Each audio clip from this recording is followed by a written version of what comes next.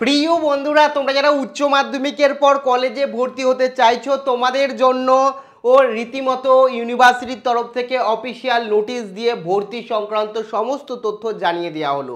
কোন ইউনিভার্সিটি, কি নম্বর লাগবে, কি এলিজিবল ক্রাইটেরিয়া রয়েছে, কোন সাবজেক্টের ক্ষেত্রে, সমস্তটা বিস্তারিত এই ভিডিওতে নোটিশ অনুযায়ী তোমাদেরকে সম্পূর্ণ হাতে কলমে দেখিয়ে দেবো। কাজেই তোমরা যারা উচ্চ মাধ্যমিকের পর কলেজে ভর্তি হতে চাইছো, ভিডিওটি প্রথম থেকে শুরু করে শেষ পর্যন্ত ওয়াচ করো।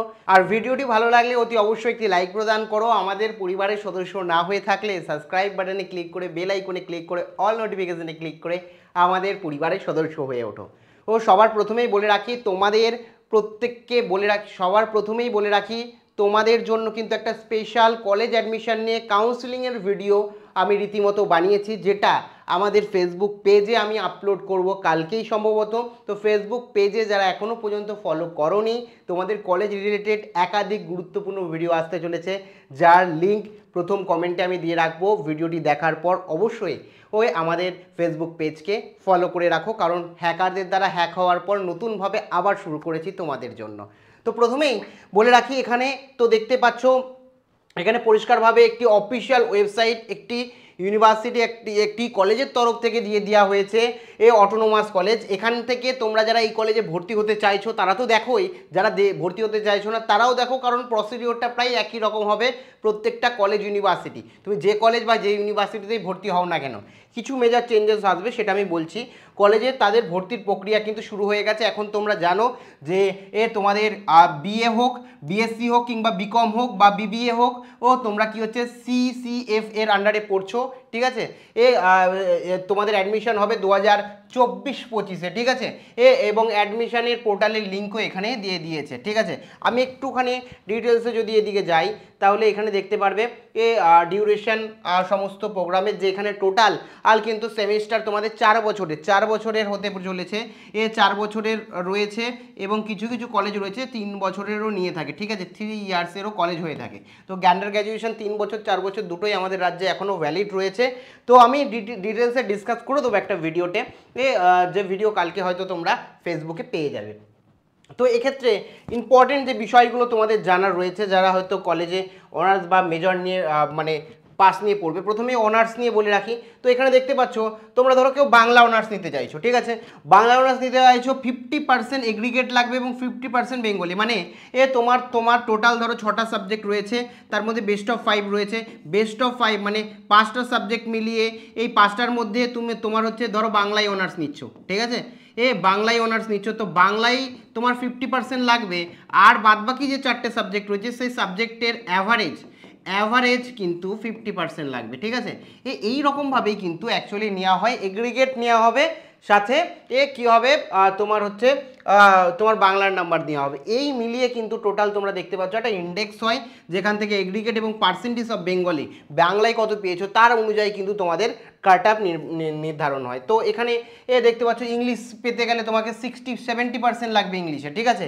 এগ্রিগেটে 60%, মানে 70% হলেই তোমরা কিন্তু আবেদন করতে পারবে। এবার হিস্ট্রিতে যদি দেখো, হিস্ট্রি অনার্স নিতে গেলে দেখতে পাচ্ছ 60% বেঙ্গলি ইংলিশে, মানে প্রত্যেকটা একটা ক্রাইটেরিয়া রয়েছে। মিনিমাম যদি দেখো যে 50% থেকে 60% পেলেই একটা কলেজের একটা হতে পারে। এখানে আমি এই যে ফর্মটা দেখাচ্ছি, এটা কটেজ চার্চ কলেজের কিন্তু অফিসিয়াল নোটিশ অ্যাডমিশনের। কটেজ চার্চ কলেজ একটা অটোনোমাস কলেজ, সেই অটোনোমাস কলেজের কিন্তু অফিসিয়াল নোটিশ এবং অ্যাডমিশনও শুরু হয়ে গেছে। এখানে তোমরা দেখতে পাচ্ছ যে 50% এগ্রিগেট লাগবে যদি তোমরা পল সায়েন্স নিতে চাও, ঠিক আছে। পল সায়েন্স অনার্স নিতে চাও, আর্টস হলে 50% 60% লাগবে, ঠিক আছে। বাংলা ইংলিশে 60% লাগবে, এগ্রিগেটে 55% লাগবে। যদি কোনো আর্টসে কোনো ছাত্রছাত্রী ধরো পল সায়েন্স সাবজেক্ট ছিলই না 12-এ, তাও কিন্তু তারা পল সায়েন্স নিতে পারে, কোনো রকম অসুবিধা নেই। এরকম অনেক সাবজেক্ট রয়েছে যে সাবজেক্টগুলোতে ধরো মানে সাবজেক্টে তোমার 12-এ ছিল না, তোমাকে অ্যালাউ করে, তোমার টোটাল নাম্বারের ওপর ভিত্তি করে তোমাকে অ্যালাউ করে সেই সাবজেক্ট নেওয়ার জন্য, ঠিক আছে। প্রত্যেকটা সাবজেক্ট না, যেমন ম্যাথামেটিক্স যদি তোমার না থাকে, তো ম্যাথামেটিক্স অনার্স তুমি নিতে পারবে না 12-এ যদি না থাকে, ঠিক আছে। ফিজিক্স যদি 12-এ না থাকে, ফিজিক্স নিতে পারবে না। তো এরকম কিছু কিছু সাবজেক্ট রয়েছে, কিছু কিছু সাবজেক্টকে অ্যালাউ করে। যেমন সংস্কৃত যদি তোমরা নিতে চাও 50% লাগবে। বোটানি তোমরা স্ক্রিনে দেখতে পাচ্ছ। তারপরে কেমিস্ট্রি নিতে চাইলে কেমিস্ট্রিতে তোমাদের 50% লাগবে, ঠিক আছে। 55% মার্কস লাগবে, কম্পিউটার সায়েন্স নিতে গেলে তোমাদের 60% মার্কস লাগবে, ফিজিক্স মানে অন্যান্য সাবজেক্টও দেখা যায়। এরকমভাবে ইকোনমিক্স রয়েছে, ম্যাথামেটিক্স রয়েছে, তোমরা স্ক্রিনে রাখছি এক একটা করে তোমরা দেখে নিতে পারো, ঠিক আছে।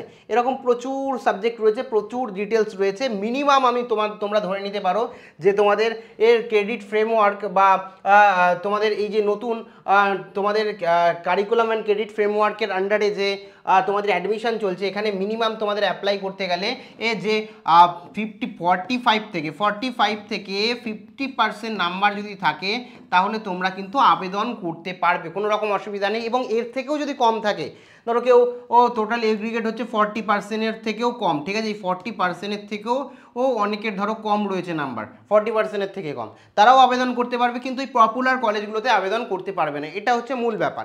এই যে নোটিশটা বলছে এটা কিন্তু তোমাদের কটিস্টার কলেজের যেমন বিবিএতে বিবিএ নিতে গেলে, ঠিক আছে, বিবিএ যদি নিতে যাও তাহলে কিন্তু তোমাকে এখানে বলে দিয়েছে টোটাল কিন্তু 50% মার্কস লাগবে এগ্রিগেট, মানে যে কোনো স্ট্রিম হতে পারে, সেটা আর্টস হতে পারে, কমার্স হতে পারে, সায়েন্স হতে পারে, যে কোনো স্ট্রিমে যদি তুমি 50% নাম্বার পাও তাহলেই কিন্তু নিতে পারো। এইরকমভাবে প্রত্যেকটা সাবজেক্টে দেওয়া রয়েছে। অনার্সে এসসি এসটিদের জন্য কিছু ছাড় রয়েছে।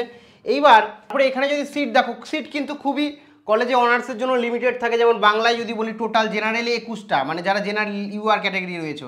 তারপরে এখানে তোমার হচ্ছে এসটি এসটি পিডাব্লিউডি সব মিলিয়ে 44টা সিট রয়েছে। সেরকমভাবে ইংলিশের জন্য 55টা সিট রয়েছে। মানে প্রায় টোটাল যদি দেখো তোমরা মানে প্রায় 50-60টা কিন্তু এক একটা স্ট্রিমের সিট রয়েছে এক একটা কলেজে। সিট কিন্তু খুবই লিমিটেড, ঠিক আছে, সিট কিন্তু খুবই লিমিটেড তোমাদের রয়েছে। এবং জেনারেল যারা রয়েছে অর্থাৎ অনার্স পেতে গেলে তোমরা বুঝতেই পারছো মিনিমাম 50% তোমাদের লাগবে। খুব লোয়ার কলেজে বা খুব পপুলার নয় এরকম কলেজে ভর্তি হতে গেলেও তোমাকে 50% মার্কস লাগবে অনার্স পেতে গেলে, এবং 60% পেলে তুমি কোনো না কোনো কলেজে অনার্স নিয়ে যে কোনো সাবজেক্টে ভর্তি হতেই পারবে। কিন্তু পপুলার কলেজগুলোর ক্ষেত্রে একটু আলাদা। আর যদি এরকমটি হয় যে তুমি 50%ও পাওনি, তার থেকেও কম নাম্বার পেয়েছো 40% বা 30%, সেক্ষেত্রে তোমাদের চিন্তার কোনো বিষয় নেই। অনার্স পেতে একটু ডিফিকাল্টি আসবে, সমস্যা হবে, হয়তো অনার্সও পাবে না, কিন্তু পাস কোর্সে তোমরা ভর্তি হতে পারবে, কোনো রকম অসুবিধা তোমাদের হবে না। অনেকেই জিজ্ঞাসা করছিলে যে আমাদের কলেজে ভর্তি হতে গেলে কত নম্বর লাগবে। দেখো, ন্যূনতম 5 নম্বর থাকলেই তুমি ভর্তি হতে পারবে। সেক্ষেত্রে ডিপেন্ড করছে কলেজ টু কলেজের ওপর সমস্তটা নির্ভর করছে। তার সত্ত্বেও 5 নম্বর হলে তোমরা পাশে তো ভর্তি হতে পারবেই। কিন্তু যদি দেখা যায় তুমি অনার্স নিয়ে ভর্তি হতে চাও, মিনিমাম কিন্তু 60% লাগবেই।